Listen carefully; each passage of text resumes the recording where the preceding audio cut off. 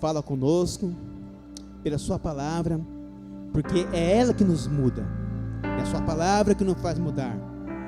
Não é a palavra de Allan Kardec, não é a palavra dos mormons, mas sim a sua palavra que nos faz mudar, porque ela é pura e verdadeira. Todos esses homens que escreveram outro livro se passaram, mas esse livro nunca vai passar e sempre se cumpre. Amém? Amém e amém. Podemos ver o que nós lemos. Isso foi uma palavra que se diz a respeito de Gideão. Eu não quis ler tudo, só esses três versículos. Se você olhar mais para frente, mais para trás dos livros, você vê que Josué, ele dá uma palavra ao povo, Josué. E essa palavra que ele dá ao povo já está velho. Ele era um dos generais de Israel.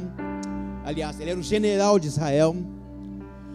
E ele comandava aquele exército. E ele já estava velho. E a partir dali, na sua velhice, ele reúne todo o povo de Israel. E aí ele começa a conversar com aquele povo. E diz: olha, Deus foi com a minha família, Deus foi comigo, eu dirigi essa imensa multidão, e Deus sempre abençoa esse povo. Eu quero que vocês me jurem que eu estou no fim da minha vida, eu estou no fim da vida, mas eu quero que vocês jurem que vocês não vão deixar o Deus de Israel. E todo o povo disse amém, amém e amém. E aqueles dias, Josué tinha morrido, e naqueles dias, Israel começou a adorar outros deuses. Não é diferente de hoje. Muita gente adora outros deuses. E como eu estou dizendo, Israel começou a adorar a Balaíns, começou a adorar a Astarote. Em decorrência dessa adoração, o povo se empobreceu muito. Por quê? Porque eles começaram a se desviar daquele caminho que Josué tinha falado, eles tinham jurado. O que aconteceu, irmãos? Eles começaram a se empobrecer-se muito.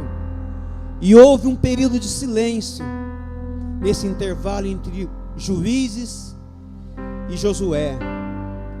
Aí Israel começou a perder a adoração a Jeová. Hoje não é diferente. Não é diferente isso que eu estou dizendo.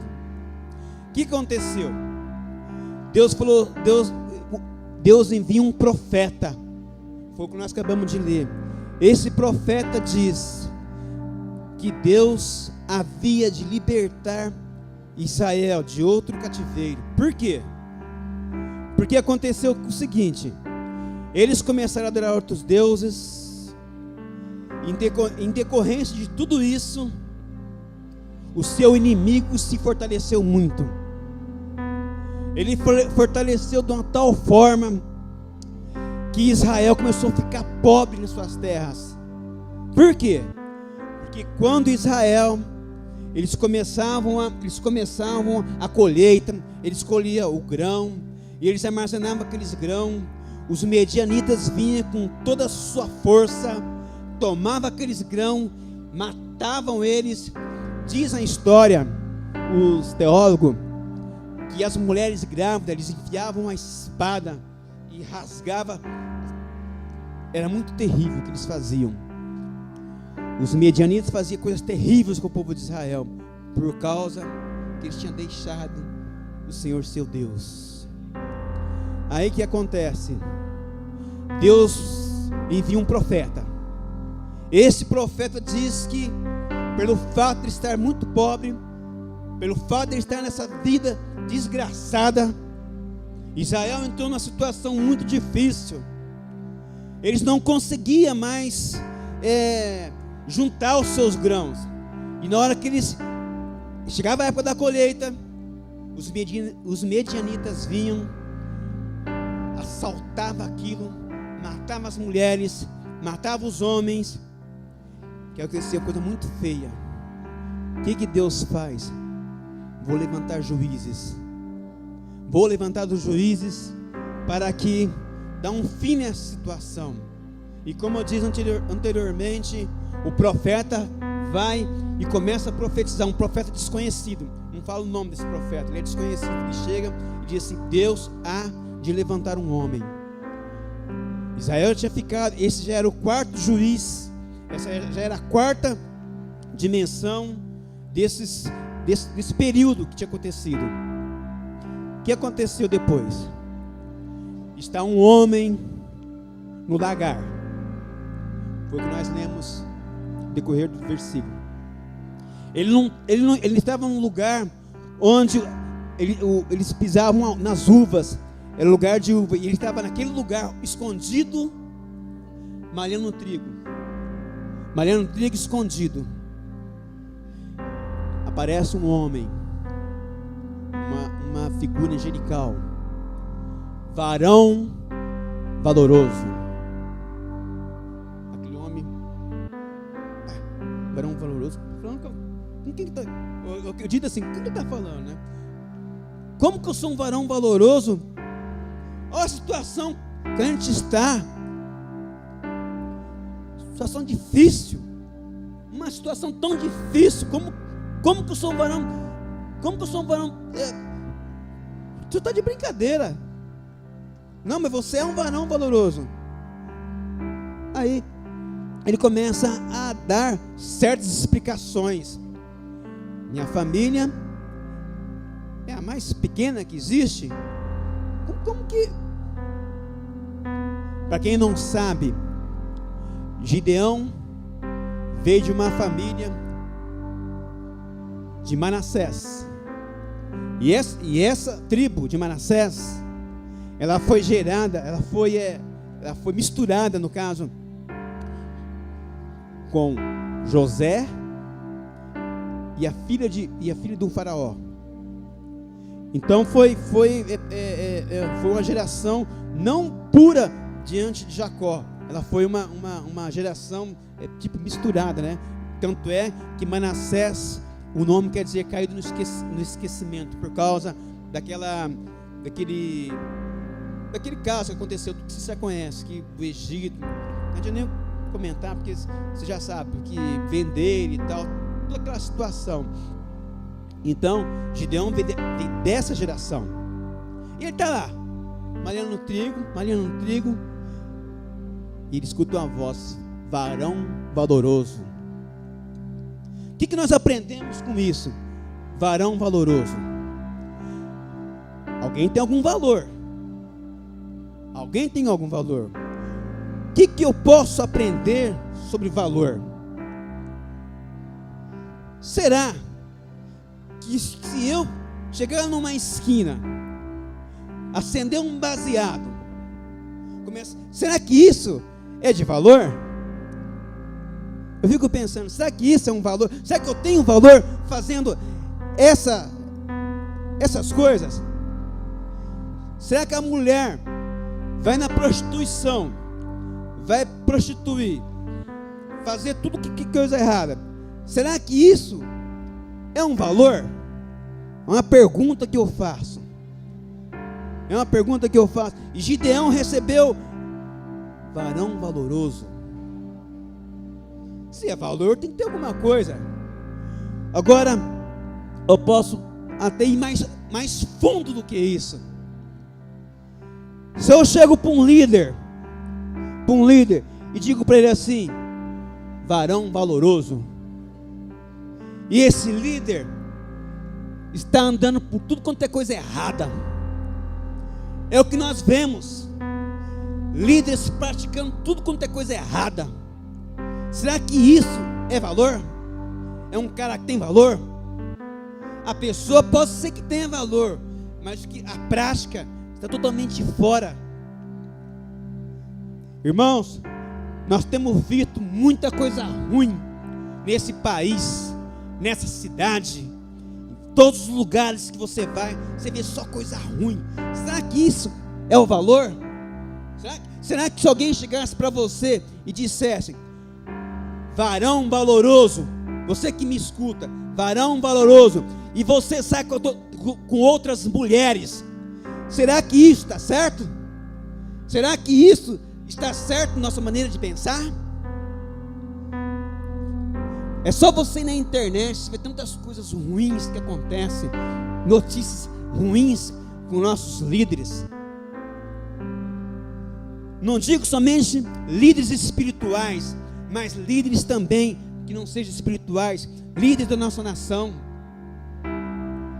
Amados irmãos, nós vamos acabar entrando num cativeiro também, por causa de tanta coisa ruim. Mas Deus quer nos trazer de volta. Deus, Ele quer nos colocar em nós a maneira certa de viver, que é Jesus Cristo, nosso Deus. Jesus Cristo quer entrar no nosso coração. Você que está aí, que me escuta, você que está aí, que me escuta, será que aquilo que você está fazendo está certo? Mas Deus está querendo mudar essa situação. Eu acredito que Deus quer mudar essa situação. Deus, Ele quer falar contigo. Deus, Ele quer colocar na sua vida uma nova maneira de viver, uma nova prática de viver. Aí você vai ser chamado varão valoroso, varão que tem valor, porque você pratica coisas boas, pratica coisas que vêm de Deus, pratica as coisas que vêm do coração de Deus. Eu vou mais além. Será que as músicas que nós estamos ouvindo são as músicas do nosso Deus? Será que são? Será que nós podemos tocar em Deus que essas músicas que nós ouvimos? Certa vez eu estava no carro com a Paula e nós começamos a conversar a respeito de música. Aí eu falei para aquele pastor: por que você não põe essas músicas para tocar na sua igreja, já que você acha que não tem problema nenhum? Vai lá, toca o Chitãozinho Chororó, vai lá, toca Bruno e Marrone, vai lá no culto tocar isso aí, meu irmão, já que não tem problema nenhum, troca lá. Mãe, devemos tocar música, devemos cantar música que toca o coração de Deus. Faz 30 anos, mais ou menos 30 anos, que eu me converti a Jesus Cristo. Eu nunca permiti que os meus filhos, pelo menos, ouvissem essas músicas, ou pelo menos tocassem os seus instrumentos. Certa vez, o nosso pastor aqui, ele foi ensinar um rapaz a tocar música. Ele falou assim: eu quero tocar as músicas de rock. Ele falou: meu filho, essas músicas eu não ensino. Foi algo que eu ensinei para meus filhos, foi as músicas evangélicas, as músicas que podem tocar ao coração de Deus. Nada mais, nada mais. E Deus está querendo ouvir os nossos louvores. Deus está querendo ouvir. Será que você está aí, que vai na igreja, e o seu compartimento de música está cheio de música que não presta? Deus quer mudar o tipo de música que nós ouvimos. Deus quer Deus quer mudar o tipo de música que nós ouvimos. Deus quer mudar a bebida que nós tomamos. Amém, irmãos? Isso pode falar ao seu coração? Você que é líder, você que me escuta aí, você que está aí, que tipo de música você escuta, que você passa para suas ovelhas? Nós estamos aqui empenhados em ensinar aquilo que você deve, que você precisa ouvir. Amém, irmãos? Amém? Glória a Deus. Vamos mudar nossas músicas, vamos mudar a nossa maneira de vestir, vamos mudar o nosso tipo de coisas erradas que fazemos.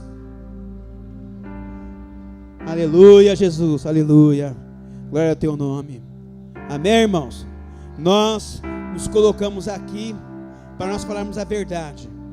Você que me escuta, Você que está aí me ouvindo, olha, varão valoroso, varão valoroso. Você quer ser um varão valoroso? Muda o seu comportamento. Muda o seu comportamento, que Deus vai te usar. Está cheio de gente nas igrejas, ouvindo coisa que não presta, assistindo coisa que não presta, e nós temos que mudar nosso estilo de vida. Uma vez, lá no meu serviço, conversando com um rapaz, eu falei para ele assim, que ele não devia falar os palavrões que ele falava. Isso foi motivo para ele ficar com raiva de mim. Mas nós temos que ser luz e falar as coisas erradas que tem que ser feito. Tem que falar. Em nome de Jesus, tem que falar. E Deus quer usar você. Deus quer usar a sua vida. Deus quer falar com as pessoas, mas usando o varão valoroso. Quem quer ser um varão valoroso, diz amém. Aleluia. Glória a Deus. Aleluia. Amém. Glória a Deus, irmãos. Seja um Gideão.